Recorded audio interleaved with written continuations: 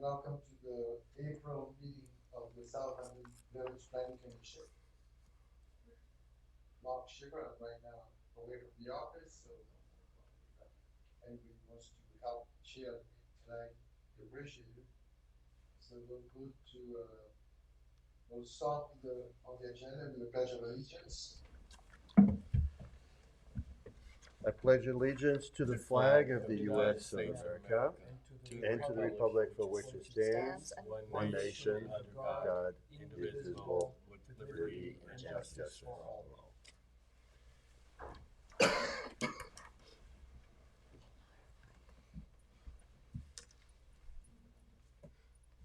Mark, can you turn your mic up a little bit?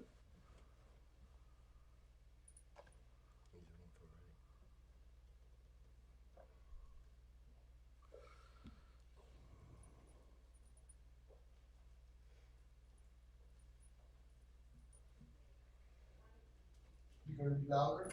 Yeah, that's fine. Good? Yeah. All right, I'll speak a little bit louder. So Michel Boga, Present. Christian Picot, Here. Michael Anderson, Here. Jean Strudlas, Here. and Catherine Blackmore. Oh, so Catherine is not here tonight.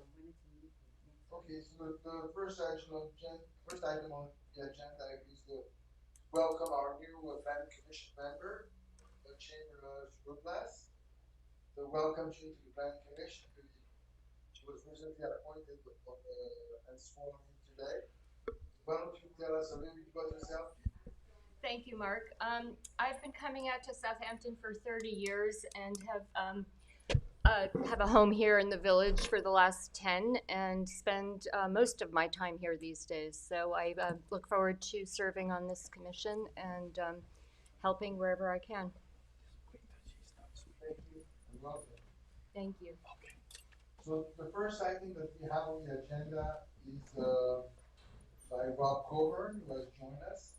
So, this is Catherine. Yeah, Mark, Rob is here. Before we start with Robert, and Catherine just arrived, Catherine Blackmore. Welcome, Catherine. Hi, Catherine. And Catherine Blackmore is our liaison. So, Mark, if I can, I'd like to introduce Rob Coburn, if that's okay, and certainly introduce our speaker to the community choice aggregation.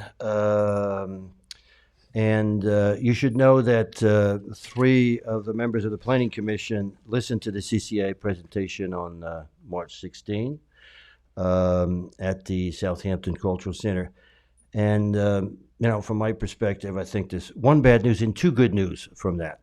The bad news is that the meeting was certainly perceived as nothing but a climate action advocacy platform, and not really what it's about, giving residents who have different views on national energy policies a choice.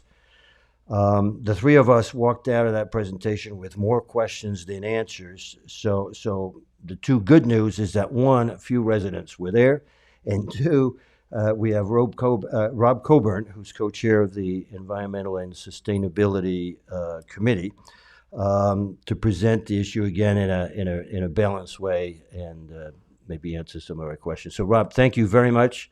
I know you had a tight schedule today, so thank you for accommodating us, and I'll leave it to you. Sure. Well, thanks for that introduction. I'm very happy to be here. I'm going to ask to share my screen and figure out what option I'm looking for here. In the meantime, let me just make a couple comments, Christian. I was not, I didn't know the term CCA myself 2 months ago. And so this has been a learning experience for me as well. And, I don't come at this as a knee-jerk environmental, let's do everything green. I'm more of a sort of give me the facts and let's weigh the consequences type person. So I'm not speaking for the committee on this, just personally, I would say I came as a receptive skeptic to the idea of CCA, and I'll skip to the headline, which is to say I'm cautiously optimistic and think it is well worth us pursuing, and I can expand on that later. In the meantime, let me try to get my presentation. I'm having this weird moment of not being able to get it in the right format and then asked to share. So I'm asking to share my screen right now, but it's not giving me the presentation as an option to share. I don't know why. I You apologize. you There we have go. Here we permission. go. I think permission was just granted for you now. You, Okay. So let's see if this shares, and I'll have to. Can you see my screen? Thank you, we Yes. can. Okay, so let me. Hopefully, there. Do you still see it? We do. That's great. Perfect. Okay, great. I wanted to frame this. There are some other presentations going around, and they're fairly technical, and they go into a lot of specific details and some of the history, which I'm happy to talk about, but I'm not sure that's what hit me personally as I started learning about this, and it's certainly not reflective of some of the questions I've received from Christian and others after the presentation, and just from other friends on the street. So what I tried to do was what I'd like to do is answer the basic questions as I encountered them and as I thought about them sort of along the way and as they've been asked to me over the last several weeks now. And the basic questions are these. What is CCA and what does it do? Why is Southampton Village considering CCA and why is there some urgency? This has come up just recently and there seems to be some urgency. There's reasons for it. It's not, and it doesn't have to do with people desperately trying to tell other people what to do or embracing green at all costs. There is some real urgency. Third question, why is this village-wide? Why does the village have to act as a village as a whole? And why is it opt-out rather than opt-in? We'll get into that. Are we a pioneer? Are we cutting edge? Are we cutting new ground here? And then the last two questions, what's the impact on residents? And what would the timing and next steps be? So let me go to the first question. What is CCA and what does it do? It's a program that was authorized by the New York State Public Service Commission. This is the entity that regulates utilities in the state in 2016. Just dryly what it is. And it shifts the choice of the default energy supplier from the utility to the municipality. In other words, right now, unlike many places, many states around the country, New York City, right now, individual consumers have a choice of where they want to buy their electricity or their gas. And they tell that to the utility and the utility is required to supply it. That hasn't existed in much of New York State until this legislation in 2016. And so it allows the municipality in this case to make a choice of where they want their energy to come from, and then all the residents and businesses in that municipality are default to that source of energy. And the reason for the choice can be perceived price or long-term price advantages. It can be to meet renewable and sustainable energy goals or desires. There's different reasons for doing it. It allows the municipality to aggregate energy demand and negotiate their bulk prices on it. So get a better overall price and to fix that price for a period of time. It does provide an opt-out mechanism for any resident or business who doesn't want to participate. So they would then remain with the default energy choice that the utility is presenting to us now. It essentially covers everyone.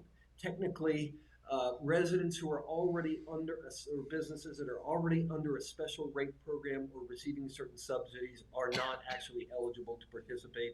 That's just administrative work done behind the scenes by the utility. That's likely to cover, 1 or 2% of the residents in Southampton Village, is my understanding. So essentially everyone is covered. And the intent is, to meet climate goals, to provide choice to the municipality and to its residents, to allow access to renewable energy sources for electricity at competitive rates. So that's the general purpose. Let me pause there. Rob, can Yeah, you hear go me? ahead. This is Michel. I have a question. In New York City, did you say that it's a similar program or it's a different program? I think in New York it's opt-in in New York City. I keep receiving proposals to Yeah. switch the type of energy, but it's my choice. It's an opt-in program, correct? Correct. Correct. So this is different. Here, this would be. This is different. This program is different. The CCA, the Community Choice Aggregation, is what it says. It aggregates by community and allows the community to make a choice. It's not, we don't have the ability to do what you can in New York City and what people can do in California and Texas and other states, which is that individuals get to decide and they opt into whatever choice they want. That type of program is simply not available to most of New York State, and it's not available on Long Island. Thank you. Yep. Welcome. Okay, so let's go to next slide here. Why are we considering it, and what's the urgency? You know, both the state and the village itself have basically required the village to consider something like this. How have they done that? Well, there's a New York State statute that requires municipalities to consider all reasonable mechanisms for reducing carbon footprint, et cetera, et cetera. That's similar to the declaration. If you look at bullet point number 3 on this page, Southampton, similar at the state level to the declaration that Southampton Village made at the village level, which was a statement of climate emergency. And it committed the village to certain renewable and sustainable energy goals, and it required the village to consider sustainability of energy and other resources in any decisions that the village took. So the state legislature and our own legislative body at the village level have required the village to consider programs like this. It's so there's at least a moral, if not legal, obligation. In the middle, the second bullet point, sorry, you'll see the legislation that enabled something called NYSERDA, which is the New York State Energy Resource Development Act, and this CCA program specifically, have point systems attached to them. Much as the county does with respect to sewering, while they can't issue an unfunded mandate and say you must do this by a certain time, they have a point system where if you do participate and you meet certain milestones, you get points. What are those points good for? Not just a cup of coffee at Starbucks. Those points actually, at certain levels, become determinative factors in state grants related to energy and environmental issues and other discretionary spending by the state. The point of all this is just that the state is watching, just as the county is with respect to sewer, and they've got carrots and sticks for those who behave and misbehave. And so they expect villages and municipalities like Southampton Village to consider CCA. Now they don't necessarily determine the outcome, and there's not a penalty if we don't participate, but there's a penalty if we don't consider it effectively, a relative penalty. The urgency, the reason that this has come up so quickly and we're being asked to move things along is that the Southampton Village actually on its own is not large enough to qualify as a standalone CCA municipality. Now that's typical, that's happened for other municipalities. And what happens is that they find another nearby municipality, they create a intermunicipal agreement, and off they go as having met the threshold. The natural one for us to do is Southampton Town, which was a real driver of getting the CCA program to roll out in Long Island. And the urgency is that CCA, although some people have been interested in this for many years, CCA wasn't even available on Long Island until last year. Even though the enabling legislation was 2016, it was only January of 23 that this was rolled out on Long Island, and PSCG Long Island participated. And the town of Southampton, though, is ready to go. Now, we don't have to be ready to go exactly when they are, but this is above my pay grade, but there's a certain window we have now to start the process more formally and be able to piggyback onto Southampton Town. And before anyone asks the question, I'll let you know, if we do participate, we don't have to make the same choice that Southampton Town does. So that's the good news. The bad news is we can't enter it on our own. We can't enter the program on our own. So that's what's driving some of the urgency to this issue having come up and trying to consider it as quickly as we can, reasonably can. Why is it village-wide and why is it opt-out? These are the two most common questions I get. I don't want to blame this on other people, but the enabling legislation requires it to be municipality-wide rather than individual choice. It also, there was an order created underneath the enabling legislation by the Public Service Commission specific to CCA that requires it to be an opt-out program, period. Why did they do that? As the last point says here, both of them were intended to drive volume and to have big steps of incremental demand so that that could create economies of scale and allow utilities and power producers to plan and invest. That's the reason for it. That's why it's done on a municipality-wide basis, and that's why it's opt-out rather than opt-in, is to just improve the optics, and more than the optics, the actual numbers.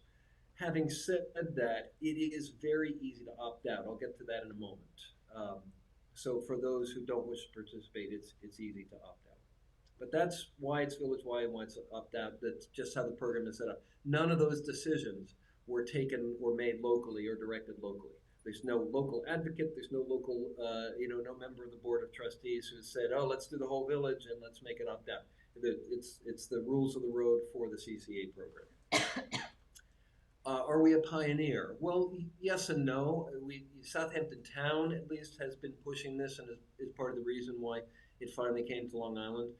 Southampton, but in terms of are we really pushing the envelope here, the answer is no. There are more than 160 municipalities in New York State that have already enabled CCA, and most of them have launched already. So it's a well-worn and well-established system. It's been working for several years in many places. Most of those municipalities that have participated have chosen the renewable option or a renewable option as a default.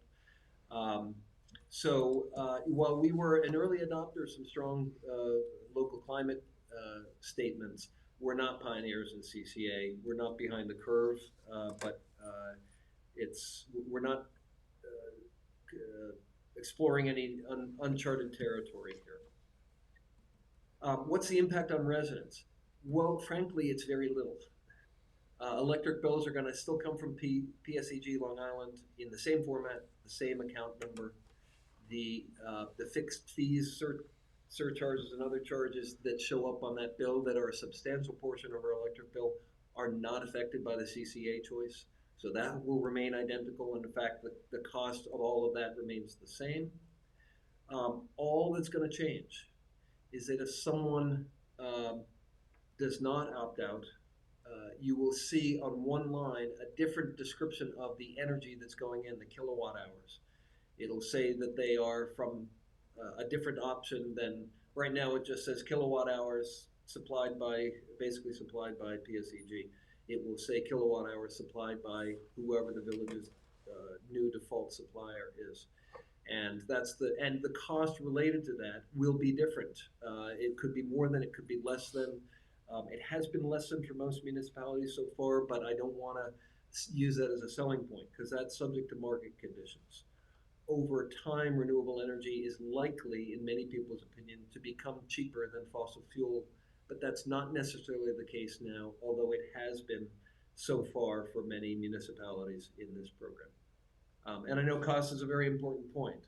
The best thing I can say about cost right now is if you don't like it, or if the village were to enroll and go to a renewable option, and suddenly the price of traditional fossil fuel generated electricity is much lower, anyone can call the municipality when they see that happening, call the utility and say, I now want to opt out. So that's the safety valve that you have if the prices start to be adverse under this program.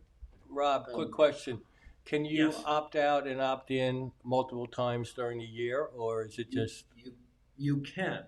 Obviously, I think they don't want people to basically trade energy futures through this program, but you can actually manage, and you can opt in and out and in and out.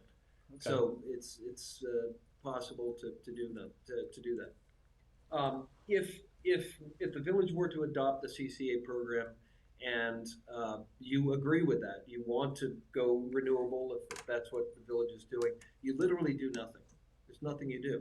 Your bill will look a little different on that one line, and that's it. If a resident wishes to opt out, it's the trade-off for making it an opt-out program is that they have actually made it really easy to opt out. There is a 60-day notice and education period during which every ratepayer will receive at least 2 mailings. It may be 3, and I'll check on that, but it's at least 2 mailings.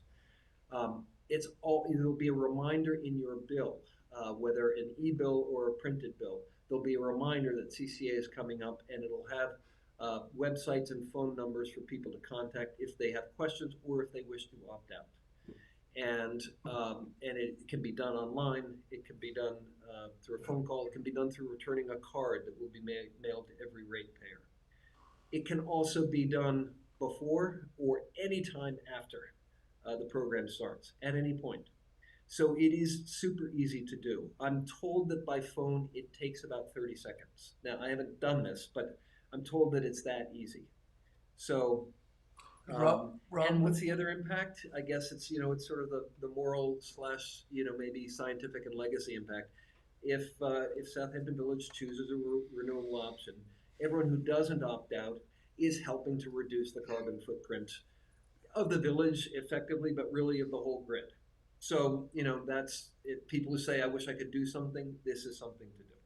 Hey Rob, question. Yes? When you look at your bill, how do you know if the cost of the electricity is cheaper or more expensive than if you had opted out? Good question. The individual ratepayer doesn't know that, but they can always call to find that out. Under this program, there has to be an administrator chosen by the village. And by the way, the village doesn't pay for it. It's paid by the energy suppliers. So it's basically, they get effectively a brokerage fee from the people generating energy. It's a certain percentage of that fixed by the state. And that entity is required to present a quarterly report to the village trustees every quarter. And part of that report says, what has your price of electricity been versus what the non-participating ratepayer has paid to them. So it's a look back. But that report comes to the village, and I don't have an assurance. We can ask as part of any enabling resolution that the village, publish that or make that information available, on the website or through other means, or that they report on it regularly. So there's not a real-time mechanism, Michelle, but it's always possible to contact the administrator of this program. I said the utility before, the administrator, to find that information. And the administrator is required actively to report that information on a quarterly basis. And do we have examples of this 160 or 160,000 municipalities? What's their experience? Is it 10% more expensive or 50% more expensive? Do we know? So far in New York State, of the 160 municipalities, it's more than that now. I believe there are something like 85 programs that are active and have been active for at least a year. There are another 20 or 30 that have been active, but not for that long. And then there are others that are not yet active, but they've at least formalized their exploration of this in a way that we haven't yet. Something like 98% of those who have chosen the renewable option have done better than the traditional fossil fuel rate. But this is where I want to go back to this caution. I don't want to sell this on cost advantage, because part of the reason they've experienced that was there was a huge spike in oil prices from the mid-70s to $130 to $140 a barrel at the beginning of COVID, and then some other effects after that. So we've come back down, and that's what drove a lot of that difference. That's what drove a lot of that difference. So it's not that per se, renewable energy is more or less expensive. Right now, because of scale issues, fossil fuel has a bit of an advantage. But in the long term, when it gets to scale, there's less maintenance, fewer moving parts, less volatility on the inputs for renewable resources. So the theory is, and the experience of places, for instance, in Europe that have adopted moved more quickly away from fossil fuels to renewables, is that their energy prices actually have decreased in the long term. But I'm not here to sell this generally, and I'm certainly not going to sell it based on price. It's possible that we choose the renewable energy option and renewable energy becomes more expensive than fossil fuels. That's a possible outcome. And if that's the case, you'll have some feedback through the village. You'll also know that the published rates of the utilities are published on their website. Their rack rate, if you will, cost for electricity is published on their website. And so you can always compare the kilowatt hour number that you are paying on your bill with what's on their website. And you'll see it's going to be driven in the short term, Michelle, almost entirely by fluctuations in oil prices. So Got if it. oil goes Thank down you. to $60 a barrel and stays down there, fossil fuel driven energy will be cheaper. Thank you so much. Rob, we have, just for the sake of time, is this your last slides? I have three questions for you. Is this your last slide or you got more? It's just timing and next steps, and let me go through these quickly. Yes, thank you. So I mentioned that there's some urgency to do it, but it's just because we do need to piggyback on the town in order to have access to it. But you know, the Southampton Village Board has declared the climate emergency. They've also resolved to explore CCA. That was a vote taken last year.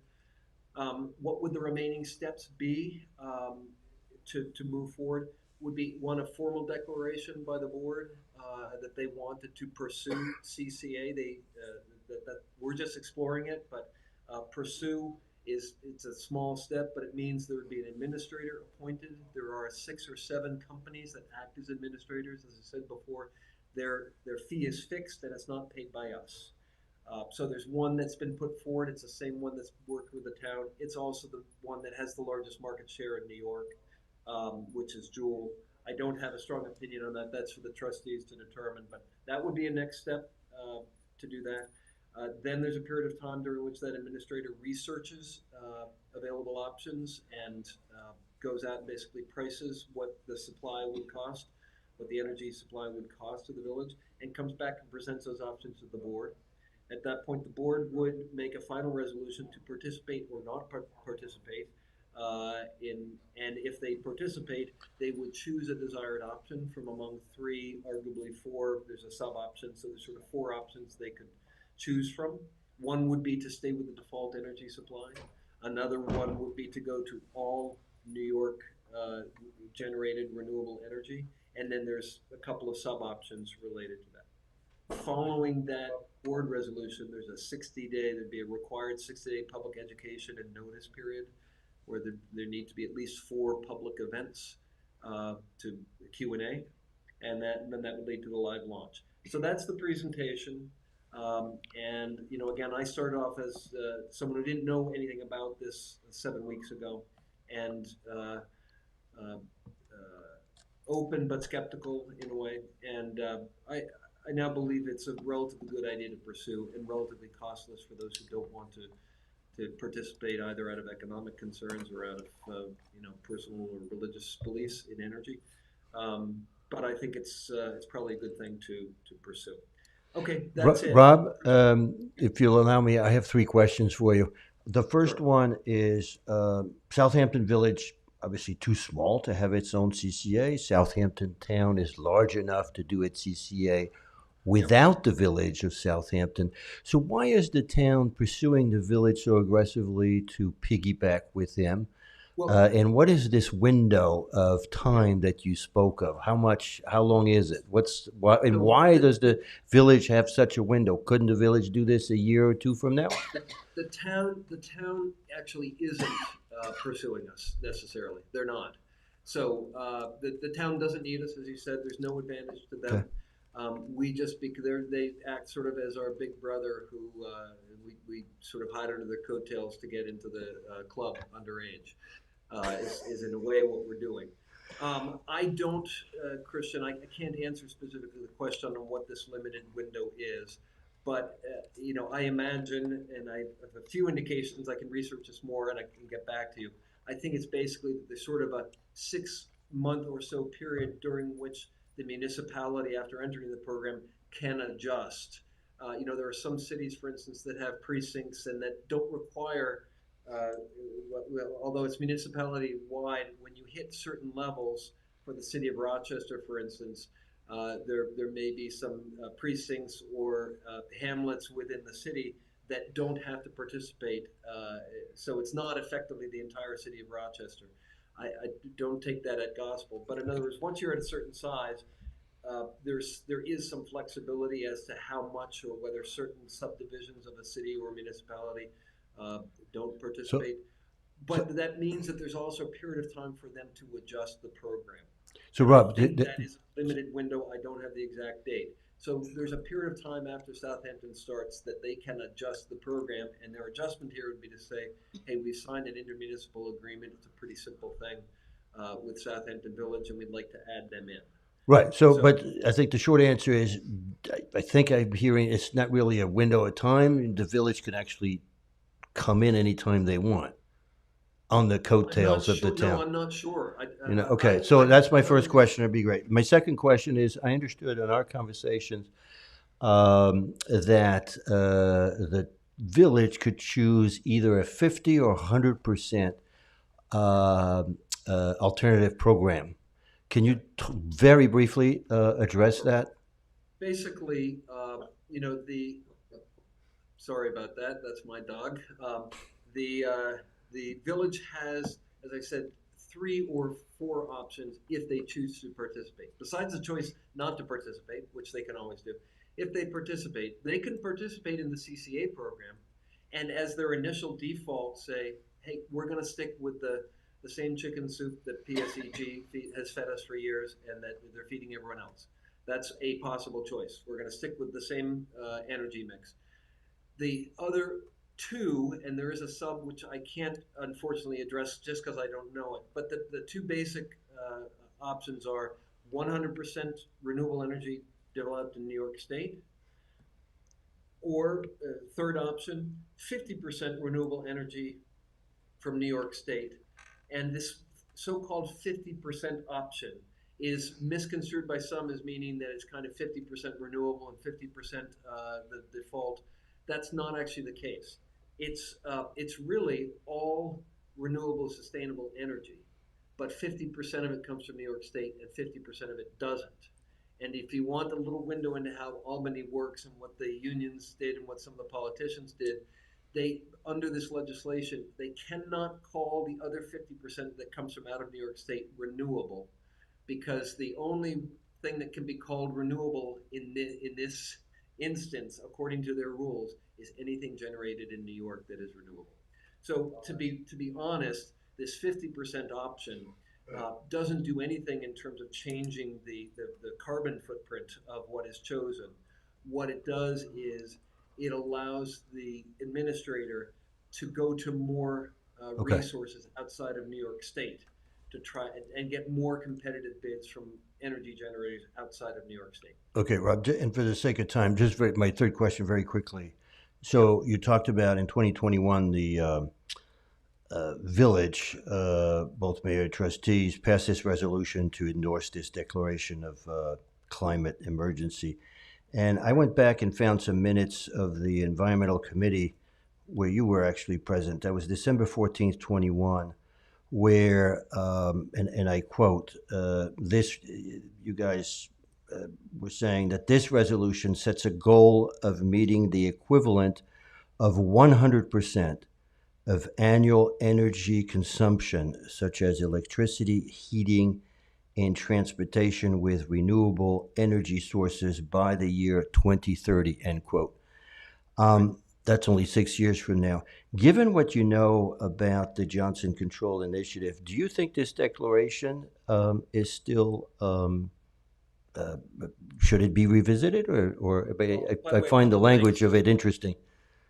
Just for the record, all I was stating was what the resolution said, and that environmental committee wasn't asked to weigh in on it. I don't know who developed those goals or who developed that resolution. We were endorsing that resolution that was already developed and written. So I don't have a lot of background into how those goals were set. And what I would say is the following. I think everyone in the renewable energy space, which I have not been a part of until the last 7 weeks, but I've done an awful lot of reading.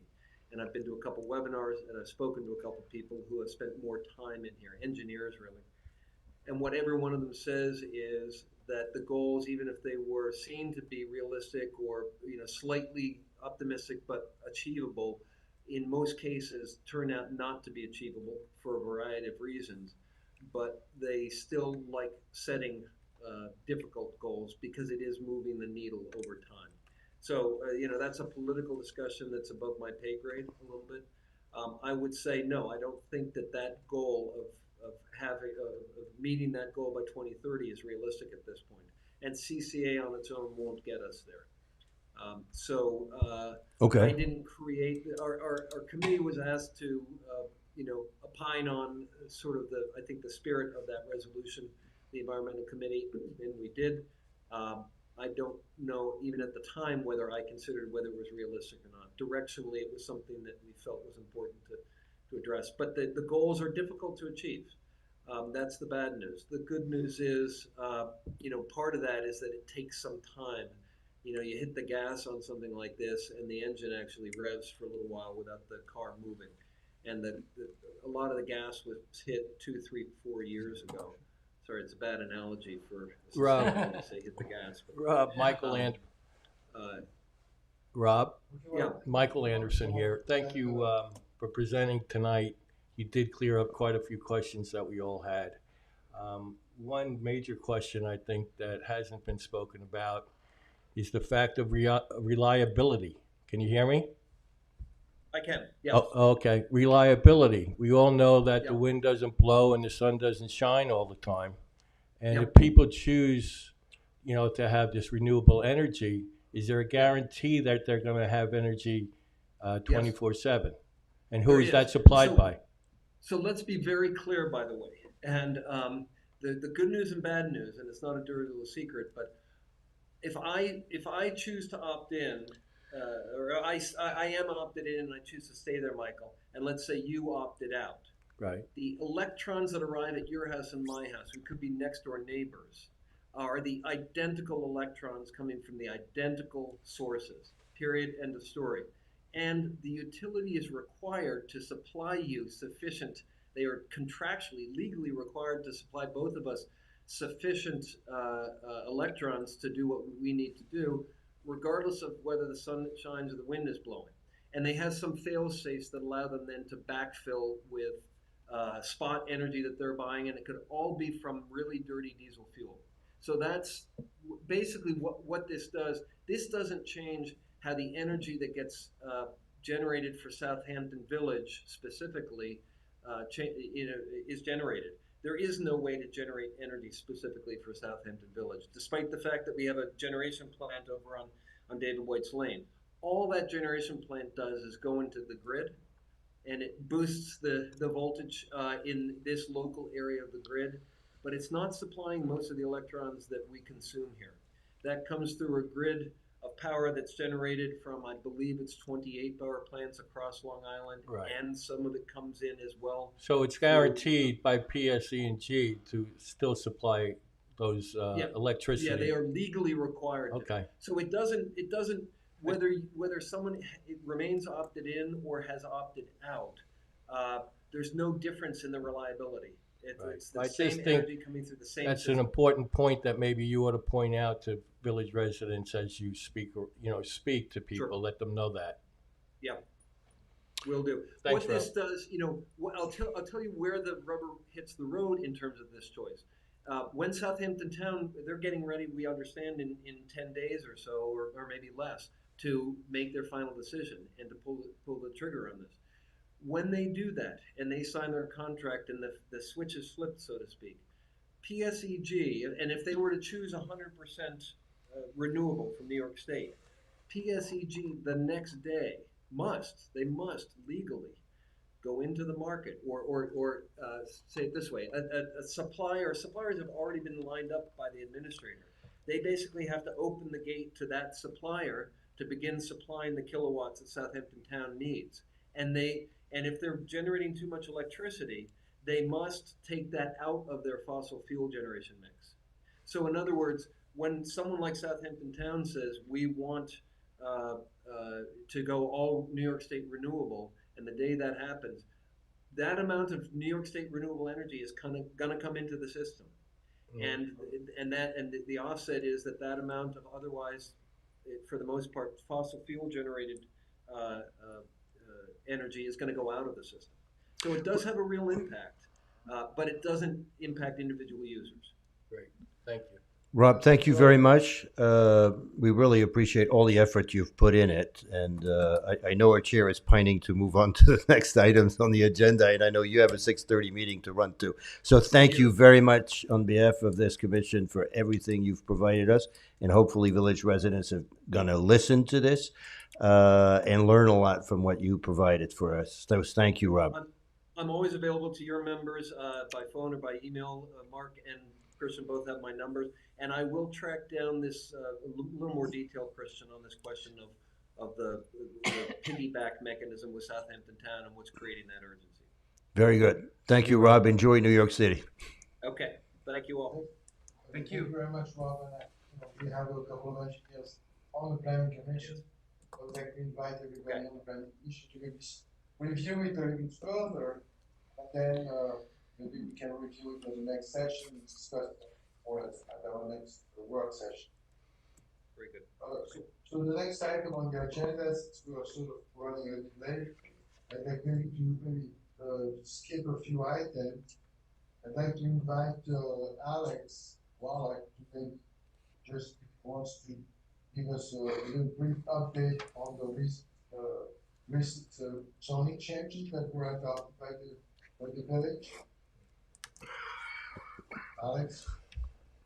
Yeah, I'm just looking at the agenda here. There was a recent code change that affected playing ball courts and addressed specifically pickleball and padel with increased setbacks and requirements for those courts to help mitigate sound and any impacts for neighbors. So that, I believe, has gone into effect. There are a few changes that have been proposed for a public hearing that's going to happen this Thursday that have to do with how side yard setbacks are calculated. It introduces a requirement for green space, which we currently don't have on the code. That's a recommendation directly from the comprehensive plan, as is the change in side yard calculations. There's a change in certain exemptions that currently exist in gross floor area with respect to how attached and detached garages are currently calculated. I'm trying to remember from summarizing that completely. So those changes are currently the subject of a public hearing. So if anybody has comments on those, they can address those to the trustees on Thursday.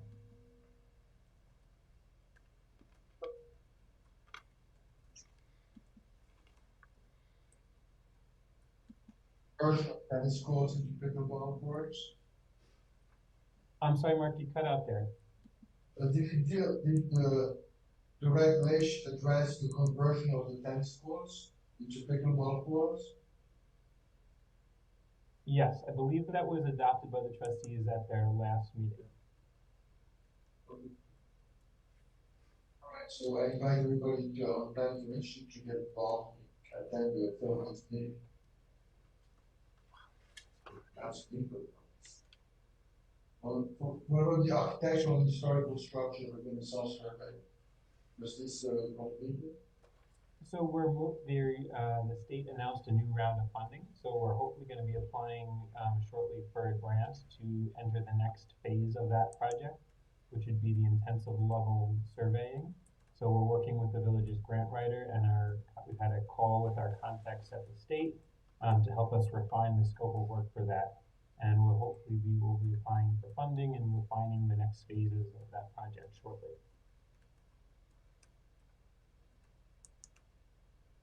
So,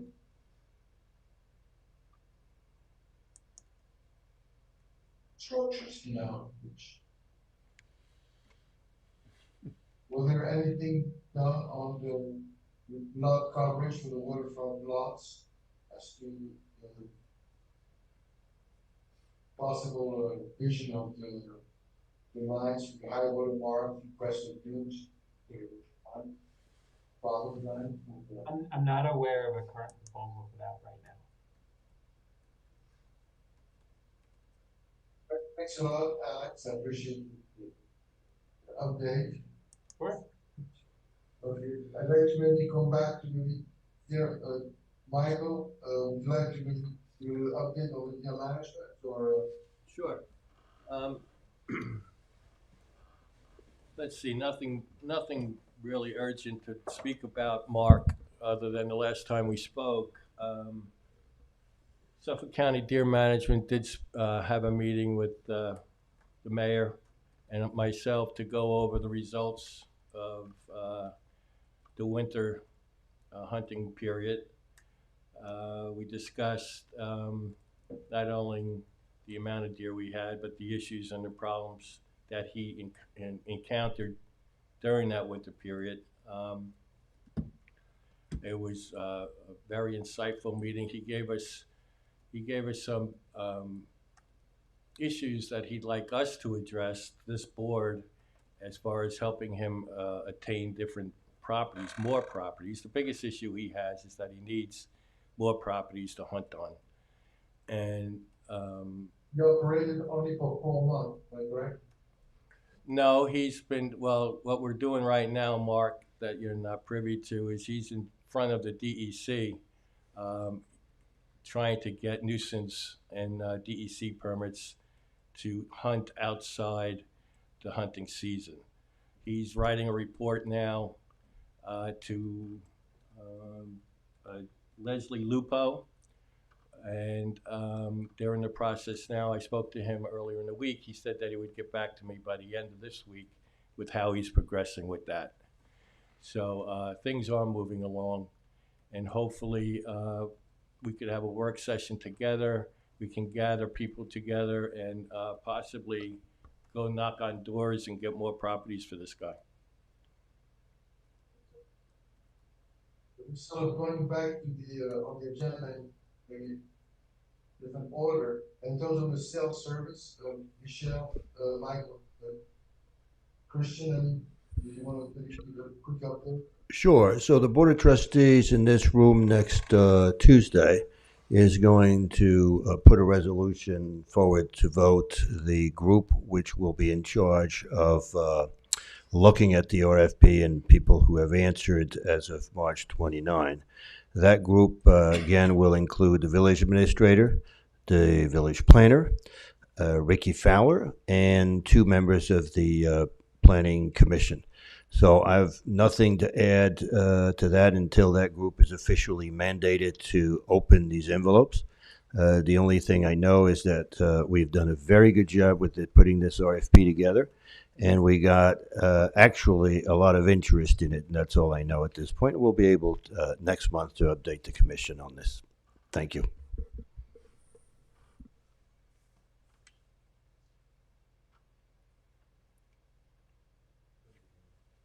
So we can't hear you. Your microphone isn't that good.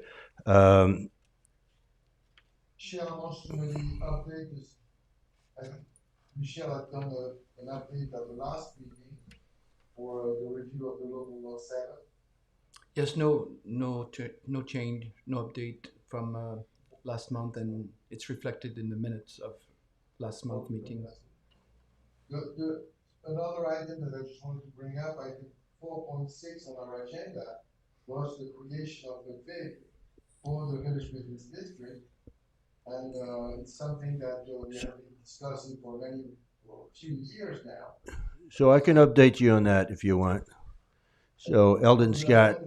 Invite Gene. Gene had offered during the work session for involved, and then certainly involved.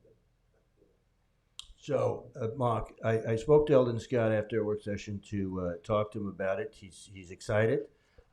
He's looking forward to meet with Mrs. Grulas, which will be arranged shortly. And they're going to put their thinking cap together. I can already tell you that he's not keen on a bid itself for a variety of reasons, which that group, once formed and start to work, will explain. But I know Eldon's got a lot of good ideas. I know Jeannie is new at this and has a lot of good background and experience. Is going to bring a lot, and also a liaison with the Planning Commission in terms of that work. So this is happening, and the meeting is taking place very shortly. Thank you so much.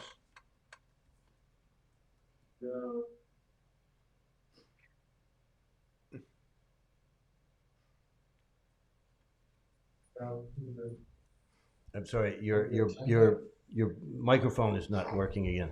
Okay, so I don't think there's any other major item to speak about in the agenda. Well, Mark, there was, on the Community Housing Fund, I think you are presenting this to the Board of Trustee on the 23rd of April, if I recall, which I know they're looking forward. I passed on your presentation to the rest of the Planning Commission, which I thought was really good and really a terrific presentation that you worked on. And I think everybody's got it. It's in your emails, guy. And I'm sure the board will look forward to your presentation on the 23rd for this important topic for Community Housing Fund. Thanks. Questions, are there any comments right now on the presentation? Any planning commission members? No, Mark, I just would like to touch base, let everybody know and the residents know. We had a tree committee meeting back in March, and we have Arbor Day celebration. I just texted Friday, April 26th, it came back from Trustee Aresta, that we are having a tree planting ceremony at Agawam Park. If any village residents or if any committee members here might want to attend, it might be a good thing since we really did promote and start this whole tree committee. It might be good.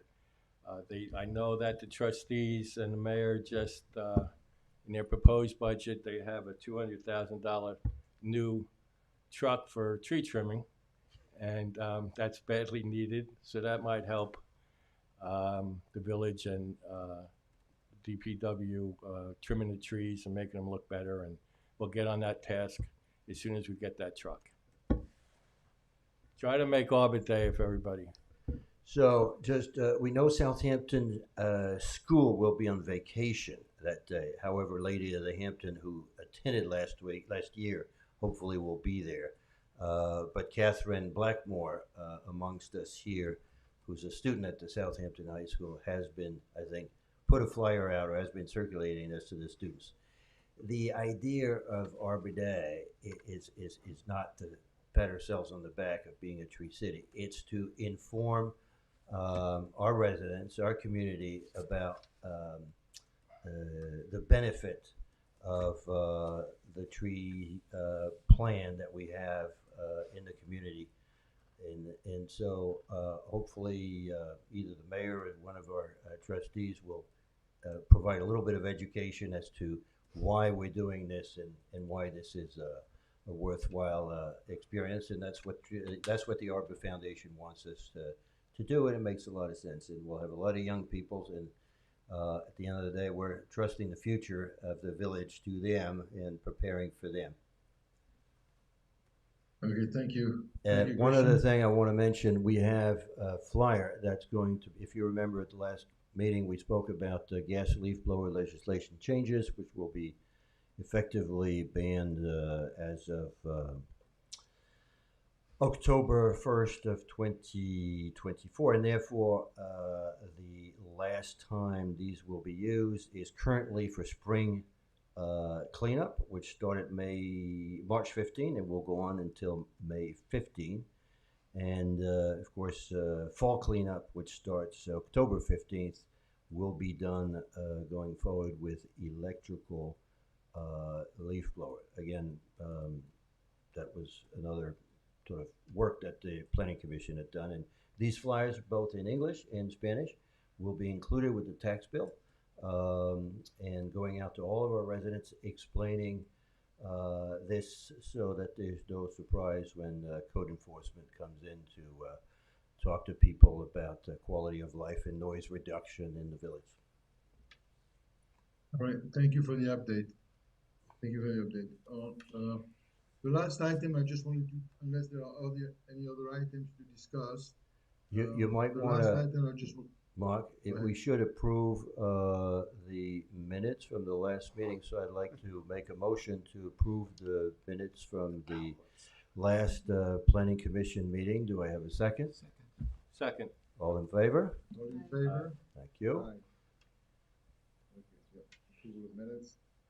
All right, thank you so much. It was left out from the agenda.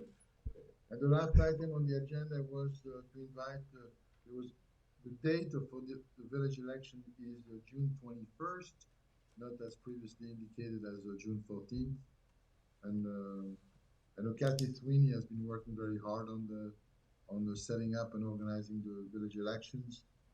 And so I'd like to invite everybody to participate, be involved. And it's June 21st. Any other discussions or topics to discuss tonight? Is there any other topics to discuss? No, Mark, thank you. No, so I'll make. If you so could make a we should have motion? Yeah, I'm gonna make a motion to close the meeting tonight, and we'll see everybody on May 2nd. Very good, thank you. I'll Thank you. second the Okay, motion thank and you. thank you for chairing this meeting, Mark. Thank you.